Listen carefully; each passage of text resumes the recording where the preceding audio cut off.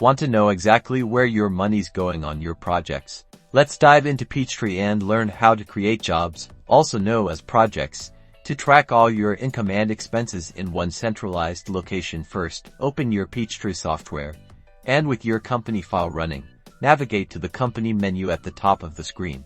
From the drop-down menu, select Jobs Now. Click on Job. A submenu will appear.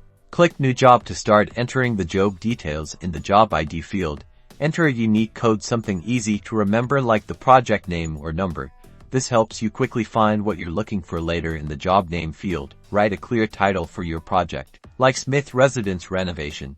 Now, enter the job description if you'd like, and move on to the status area. Choose the correct status from the drop-down menu, like bid, awarded, or completed. Next, fill in your contact information for this job. Enter the contact name, phone number, and address. Make sure everything is accurate. If you're going to track earnings and expenses related to the job, add in your budget information by clicking on the respective tabs like earnings and expenses. Finally, click the Save button on the bottom to save the job's information.